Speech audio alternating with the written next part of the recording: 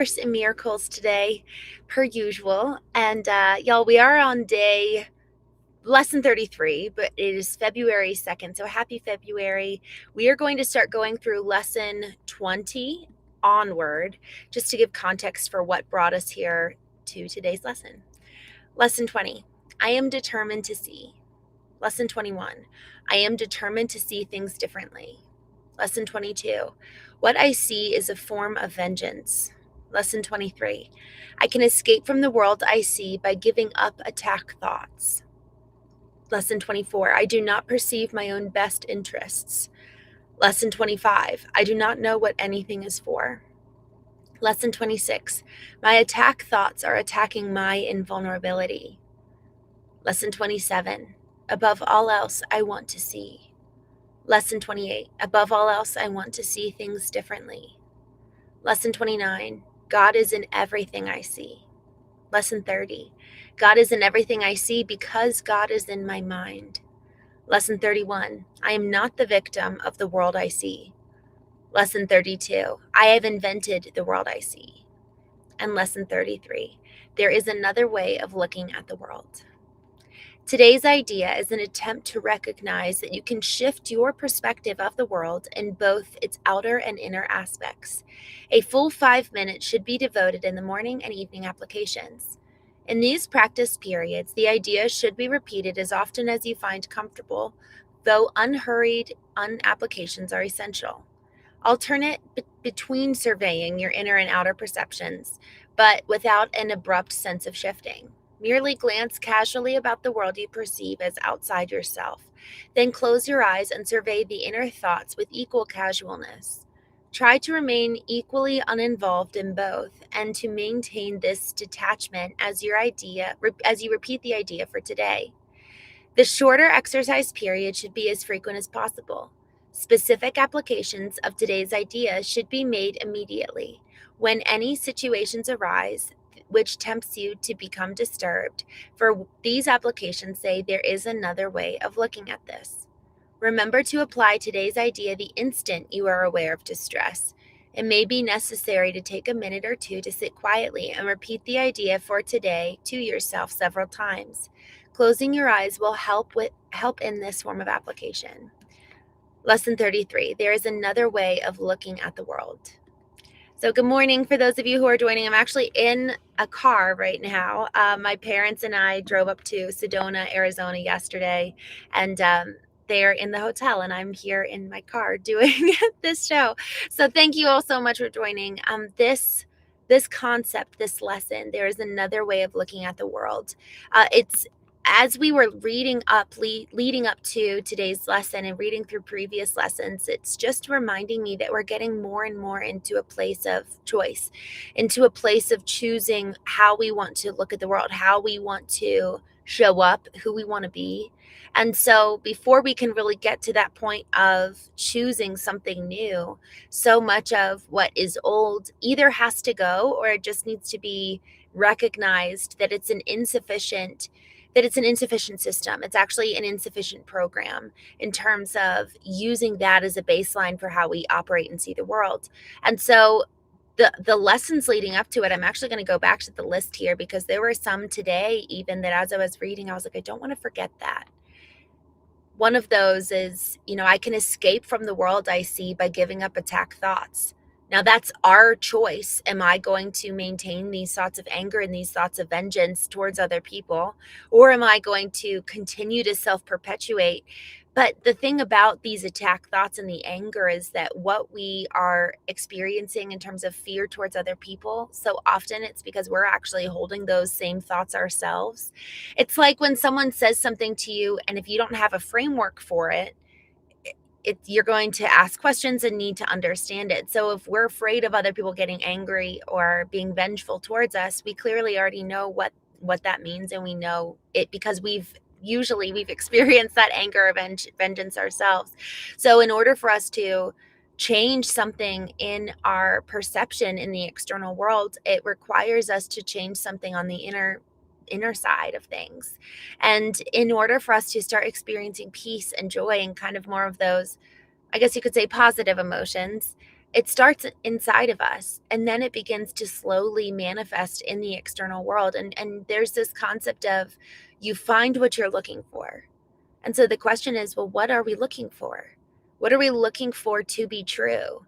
There's something around that concept of what you'll find what you're looking for that's really, it takes a lot of responsibility, and it takes a lot of blame away from other people, because if I'm looking for reasons to prove that whatever the narrative is that I hold about myself, if I'm looking to prove that, see, I'm alone in the world, see, nobody loves me, see, I'm not lovable, see, you're mean, or whatever it is, we're looking for moments to make those narratives that we hold true. We're looking for somebody to prove our theory, rather than I'm looking for points of beauty, or I'm looking for acts of kindness in the world, or I'm looking for the innate goodness in others that mirror the divine, or whatever it is, right? We can be looking for two completely different things, but we will find it.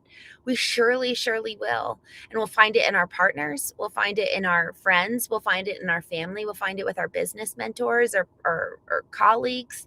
So we will find what we're looking for. And then the question is, well, what is it that we're looking to find? What narratives internally do we hold that we're looking to validate in the experiences we have with other people? And so when it comes to this lesson today, there is another way of looking at the world. What's the current way that we're looking at it? And then how do we want to change it? So it comes back to, always, what do we want? Who do we want to be? And this power of choice is where, man, we really get to activate agency over our lives. Because yesterday's lesson, which was, 2 days ago, I'm not the victim of the world I see. Lesson 31, the last day of January, I'm not a victim of the world I see. And then yesterday's lesson, I have invented the world I see. And then today, there's another way of looking at the world. So it's so much of what we're seeing, so much of what we're perceiving and experiencing is by our own doing, is by our own invention. And when we realize that, man, we get to take the power back and say, okay, well, I want to actually create a different experience for myself. And, that can be done simply through these. And it really is, like, so often, because it's an inner work, so much of that is our choice and our responsibility, and it can be done on our own in the moment. And I like these practice periods because it's effectively teaching us how to get really present in the moment and how to take control of our minds and our emotions. There was just this one moment that I've shared before here on the morning show, but I want to repeat back because it's just very apt for this conversation. I was actually having my parents over to spend the night. I'm super close with my parents, and they came to my condo and slept over, and we had so much fun. And I really, really love my morning habits. Like, sticking to my morning habits is kind of my own rhythm. And so we all had agreed to do my morning habits. We were all going to wake up and go to the gym at 5. And we wake up, and my dad's like, oh, I'm not feeling like going to the gym. Totally fine, totally his choice. And I immediately got thrown off, and I started feeling like this anxiousness starting to arise. And I was like, well, I want to be a good guest. I want to be a good I want to be a good host. I want them to have a good time. Should I leave them and go to the gym? Should I stay here and kind of ruin my morning? Like, what do I do? And I went into the bathroom, and I just took a couple deep breaths, and I looked in the mirror, and I was like, you know what? I want to have a good day. I don't want this to ruin the day. I'm going to choose joy. And there's so many tests done that our brain can effectively be tricked into joy. And there's one particular study that was done, and it was so funny. And this always makes me laugh, but it's how our brain works. There were, like, if you smile, you effectively are tricking your brain into thinking that you're happy. And so I was like, I'm going to try this out. So I went into the bathroom, and I smiled at myself in the mirror. And as I was doing my deep breathing and smiling, I was like, all right, I'm ready to go. Like, I felt my inner architecture change and adjust to, it's like bringing it into submission to, I talk about vertical alignment, bringing my beliefs and behaviors and moods and mindsets, all of that under the hierarchy of, who do I want to be? What do I feel called to? How do I want to live my life? And then, who does God say that I am? So bringing all of that into submission effectively to this ideal that I hold. And so my ideal is that I'm going to have a great time with my parents. I'm going to choose joy. And yes, I need to move through whatever negative emotions there, So you do that, but then on the other side, you choose. And so even the choice of moving through the negative emotion or the anger is so important, because then it allows you to level up. We talk about David Hawkins assigning numerical value to emotions. Shame is so low on the numeric scale. And then with each time you're willing to move through the next negative emotion, you're effectively rising up to then be able to get to the level of courage, and then the level of joy, and then the level of peace. But we actually have to move through the negative ones at the bottom, because otherwise we'll stay stuck.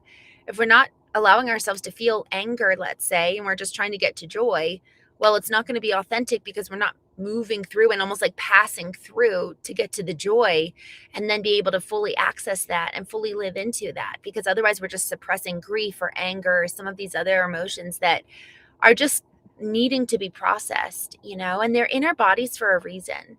So this whole question of, or this lesson rather, there is a different way of looking at the world. What do we want to see? And we will find what we're looking for. So with that, I just want to jump in the chat here. Good morning, Jeremy Jones. Thank you. Thank you for coming on here. Steve, yes. Oh my gosh. Careful for what you wished for. Isn't that the truth? Yeah, it's like you're going to find what you're looking for. Be careful what you wish for. That's so good. Brightest future. Good morning. Sheng Jay, my birthday is July 28th. When's yours? And by the way, I love birthdays. My mom always made birthdays so special. Good morning, Brian. I love that. Yes, thank you. I don't know, Steve, why you said then jump in a lake, but yes, please like, share, and subscribe. And really, please share this. Like, if there's any videos that you guys find meaningful, I would love to have that shared.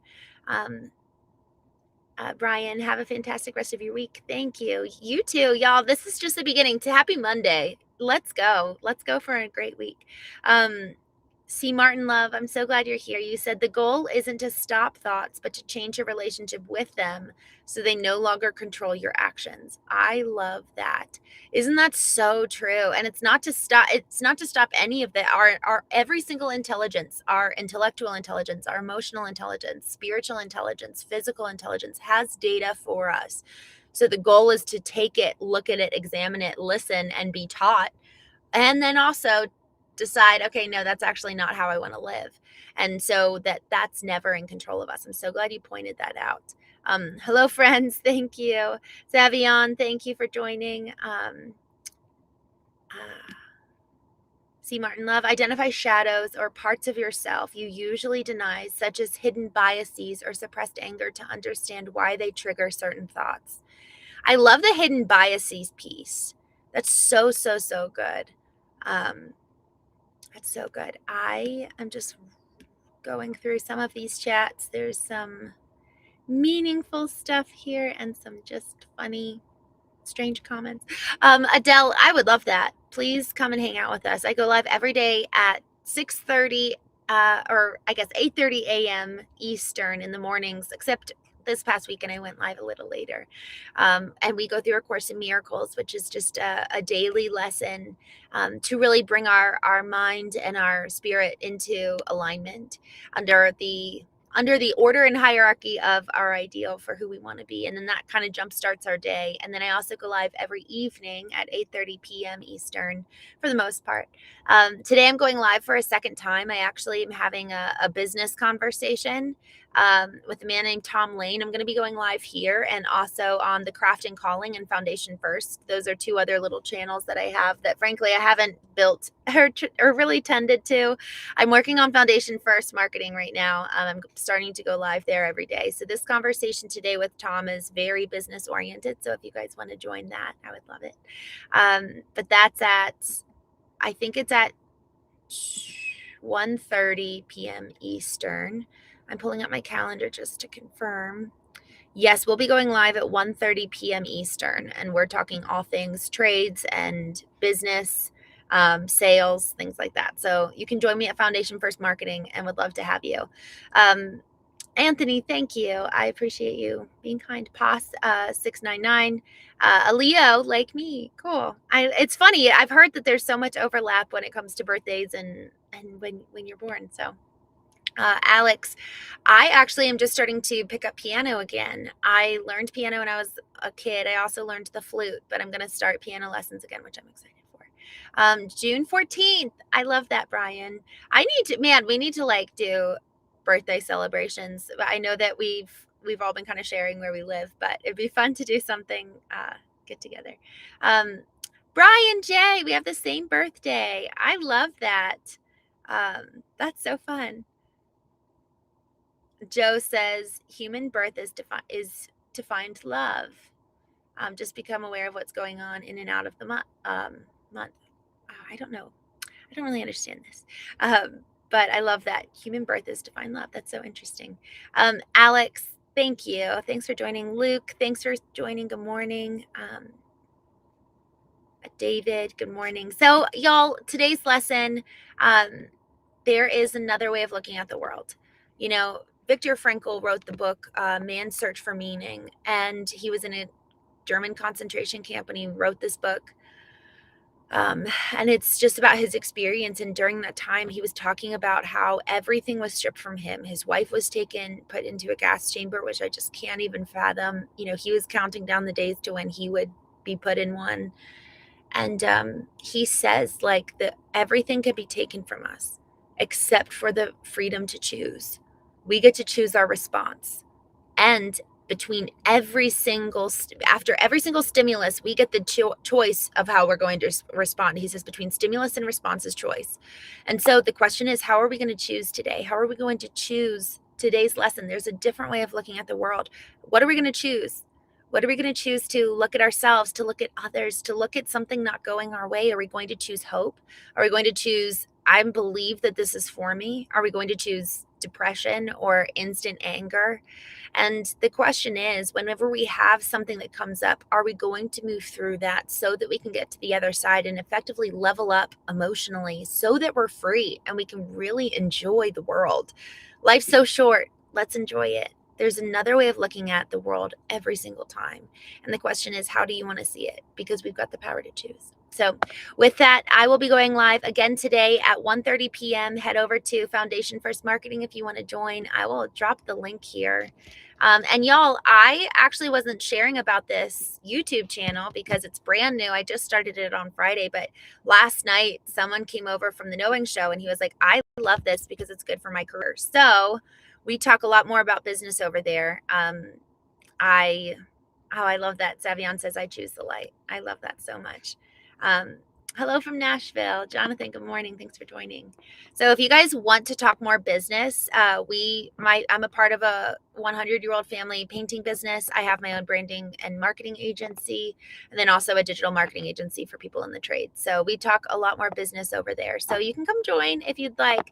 I'll be going live over there today at 11:30. No, I'm sorry. I'm like mountain time, so I'm 2 hours behind you. I'll be going live at 1:30 p.m. Eastern. So with that, have such a good day. Remember that always there is another way of looking at the world. And I'll see you soon.